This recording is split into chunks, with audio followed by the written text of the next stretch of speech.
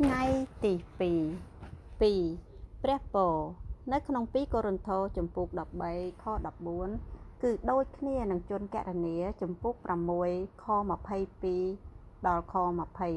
27នេះគឺជាព្រះពរដ៏អស្ចារ្យជានិច្ចរបស់ព្រះត្រីឯកដែលជាព្រះត្រីឯកទ្រង់ចែកចាយអង្គទ្រង់ផ្ទាល់ចូលទៅក្នុងសភាពត្រីឯករបស់ព្រះ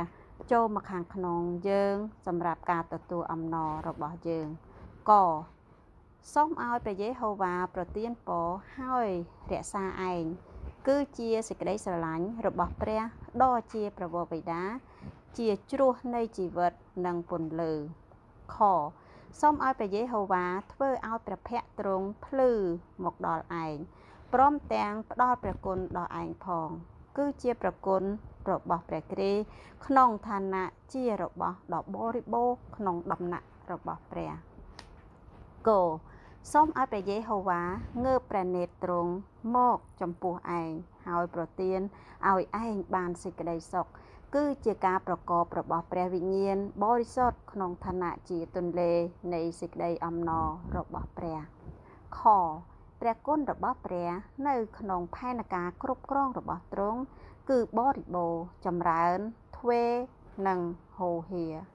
1ព្រះបានប្រទានព្រះគុណមកយើងរាល់គ្នាក្នុងព្រះរាជបុត្រាស្ងួនស្ងៀមរបស់ទ្រង់2យើងមានផ្លូវចូលក្នុងព្រះគុណនេះជាទីដែលយើងកំពុងឈរនៅ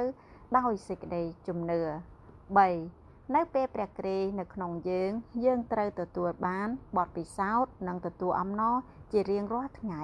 នោះគឺជាព្រះគុណដែលត្រូវបានបន្ថែមមកលើយើងជាព្រះគុណថែមលើព្រះគុណការបម្រុងចិញ្ចឹមនៅពេលព្រឹកជនគណនាជំពូក6ខ24ដល់ខ26សូមឲ្យព្រះយេហូវ៉ាប្រទានពរហើយរក្សាឯងសូមឲ្យព្រះយេហូវ៉ាធ្វើឲ្យព្រះភ័ក្ត្រទ្រង់ភ្លឺមកដល់ឯងព្រមទាំងផ្ដល់ព្រះគុណដល់ឯងផងខ26សូមឲ្យព្រះយេហូវ៉ាងើបព្រះនេត្រទ្រង់មកចំពោះឯងហើយប្រទានឲ្យឯងបានសេចក្តីសុខទំនុកដំកើងចំពុក36ខ8ខ9គេនឹងបានឆ្អែត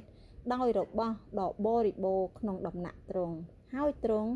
នឹងឲ្យគេផឹកពីទន្លេនៃសេចក្តីអំណររបស់ទ្រង់ត្បិតឯជ្រោះនៃជីវិតនោះនៅជាមួយនឹងទ្រង់នៅក្នុងពន្លឺនៃទ្រង់នោះយើងខ្ញុំនឹងបានភ្លឺព្រះពរនៅក្នុង2កូរិនថូសជំពូក13ខ14គឺដូចគ្នានឹងជនគណនាជំពូក6ខ22ខ20ដល់ខ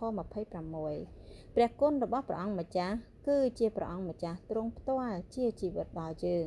សម្រាប់សេចក្តីអំណររបស់យើងសេចក្តីស្រឡាញ់របស់ព្រះជាម្ចាស់គឺជាព្រះទ្រង់ផ្ទាល់ជាប្រភពនៃព្រះគុណរបស់ព្រះអង្គម្ចាស់ហើយការប្រកបនៃព្រះវិញ្ញាណគឺជាព្រះវិញ្ញាណទ្រង់ផ្ទាល់ជាការចាក់បញ្ចូលនៃព្រះគុណរបស់ព្រះអង្គម្ចាស់ជាមួយនឹងសេចក្តីស្រឡាញ់របស់ព្រះសម្រាប់ការរួមមានចំណែករបស់យើងព្រះពរនៅទីនេះគឺមិនមែនជារឿងនៃការងារល្អផ្ទះល្អការអប់រំខ្ពស់និងជីវិតគ្រួសារល្អនោះទេពេលខ្លះនៅពេលដែលយើងពិចារណាពីស្ថានភាពរបស់យើងអាចខកចិត្តនិងមានអារម្មណ៍ថាយើងគ្មានអ្វីទាំងអស់យើងអាចមើលឃើញថាអ្វីគ្រប់យ៉ាងស្ថិតនៅក្រោមដួងអាទិត្យហើយសូម្បីតែអ្វីគ្រប់យ៉ាងដែលនៅដែនខាងវិញ្ញាណក៏ឥតប្រយោជន៍ដែរយើងអាចមានអារម្មណ៍ថាគ្មានអ្វីពិតទេសូម្បីតែនៅក្នុងការដំណើរជីវិតក្រុមជំនុំក៏មិនពិតដែរតើយើងគួរធ្វើយ៉ាងណានៅពេលយើងមានអារម្មណ៍បែបនេះយើងគួរតែងាកទៅរកព្រះត្រីឯកព្រះអង្គគឺជាប្រពរនិងជាចំណែកពិតប្រាកដរបស់យើងអំណានថ្ងៃនេះនៅក្នុងព្រះពរនៅជនគណនាជំពូក6សូមឲ្យព្រះយេហូវ៉ាប្រទានពរហើយរក្សាឯងខ24តាក់ទងនឹងព្រះវរបិតាសូមឲ្យព្រះយេហូវ៉ាធ្វើឲ្យព្រះភ័ក្ត្រទ្រង់ភ្លឺមកដល់ឯងព្រមទាំងផ្ដល់ព្រះគុណដល់ឯងផងនៅក្នុងខ25តាក់ទងនឹងព្រះរាជបុត្រាហើយសូមឲ្យព្រះយេហូវ៉ាងើបព្រះនេត្រទតមកចំពោះឯងហើយប្រទានឲ្យឯងបានសេចក្តីសុខ នៅក្នុងខ26តាក់ទងនឹងព្រះវិញ្ញាណបរិសុទ្ធព្រះវរបិតាប្រទានពរដល់យើងព្រះរាជបុត្រាភ្លឺមកដល់យើងហើយព្រះវិញ្ញាណបរិសុទ្ធងើបព្រះនេត្រទ្រង់មកចំពោះយើងជាលទ្ធផលយើងត្រូវបានរក្សាហើយទទួលបានព្រះគុណហើយយើងមានសេចក្តីសុខសម្បត្តិរបស់ពលភាគច្រើនចាប់ផ្ដើមដោយពាក្យដែលតាក់ទងនឹងព្រះគុណនិងសេចក្តីសុខសាន្តព្រះគុណជារបស់ព្រះរាជបុត្រាហើយសេចក្តីសុខសាន្តជារបស់ព្រះវិញ្ញាណព្រះគុណគឺជាវត្ថុវិស័យភាពសេចក្តីសុខសាន្តគឺជាប្រធានវិស័យភាពពីព្រោះវាជាលទ្ធផលដែលមកពីការទទួលអំណររបស់យើងចំពោះព្រះគុណយើងទទួលបានព្រះគុណនៅក្នុងព្រះរាជបុត្រាហើយយើងទទួលអំណរនិងសេចក្តីសុខនៅក្នុងព្រះវិញ្ញាណការដើមដំបូងមានព្រះបន្ទូលហើយព្រះបន្ទូលបានត្រឡប់ជាសាច់ឈាមហើយបានតាំងរោងអបោសុតនៅជាមួយនឹងយើងរាល់គ្នាមានពេញជាព្រះគុណហើយយើងទាំងអស់គ្នាបានទទួលអំពីសេចក្តីពោពេញរបស់ផងទ្រង់មកគឺជាព្រះគុណថែមលើព្រះគុណផងយូហានជំពូក1ខ16បណ្ដាក្រឹតវិន័យទាំងប៉ុន្មានបានប្រទានមកដោយសារលោកម៉ូសេតែឯព្រះគុណនោះបានមកដោយសារព្រះយេស៊ូវគ្រីស្ទវិញនៅក្នុងយូហានជំពូក1ខ17ព្រះគុណនេះគឺពិតជាបុគ្គលមួយអង្គគឺព្រះគ្រីស្ទទ្រង់ផ្ទាល់ពេលយើងទទួលបានព្រះគុណជាលទ្ធផលគឺថាយើងមានសេចក្តីសុខសាន្តសេចក្តីសុខសាន្តនេះគឺជាព្រះគ្រីស្ទដ៏ជាព្រះវិញ្ញាណព្រះគ្រីស្ទដែលជាព្រះនៃសេចក្តីសុខសេចក្តីសុខនេះគឺជាព្រះគ្រីស្ទដ៏ជាព្រះវិញ្ញាណព្រះគ្រីស្ទដែលជាព្រះវិញ្ញាណផ្ដល់ជីវិតคล้ายជាព្រះវិញ្ញាណនៃសេចក្តីសុខនៅក្នុងខ្លួនយើង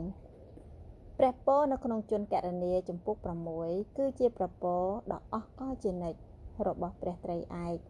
ជាព្រះត្រីឯកដែលទ្រង់ចែកចាយអង្គទ្រង់ផ្ទាល់ក្នុងសភាពត្រីឯករបស់ព្រះចូលមកក្នុងយើងសម្រាប់ការទទួលអំណររបស់យើងនេះគឺជាព្រះពរដ៏អស្ចារ្យរបស់ព្រះការមានទ្រង់ជាព្រះពរពិតជាព្រះពរណាស់ការមានព្រះភ័ក្ត្រទ្រង់វត្តមានរបស់ទ្រង់និងការទទួលអំណរទ្រង់រៀងរាល់ថ្ងៃជាព្រះគុណពិតជាមានព្រះពរណាស់កាលណាយើងរងទុក្ខកាន់តែច្រើនយើងកាន់តែទទួលអំណរទ្រង់ជាព្រះគុណការមានព្រះនេត្ររបស់ទ្រង់ញញឹមដាក់យើងធានាដល់យើងហើយបញ្ជាក់យើងពិតជាព្រះពរណាស់ហើយមានសេចក្តីសុខនៅក្នុងទ្រង់ដោយទ្រង់និងជាមួយនឹងព្រះពរអ្វីម្លេះអូ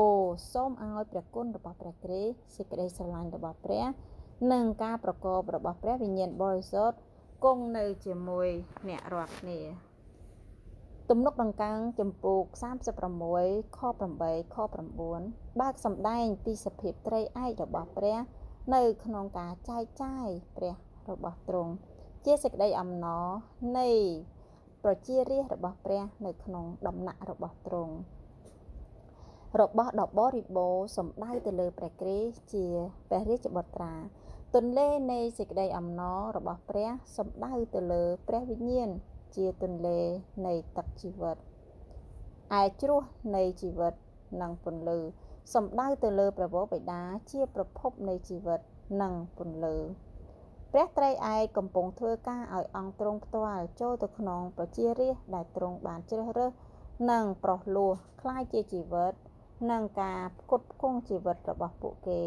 ដើម្បីជ្រួលជ្រាបខ្លួនរបស់ពួកគេទាំងមូលដោយសភាពត្រីឯករបស់ព្រះនោះគឺដោយព្រះវរបិតាជាក្បាលទឹកជ្រោះព្រះរាជបុត្រាជារបស់ដ៏បរិបូរណ៍និងព្រះវិញ្ញាណជាទន្លេ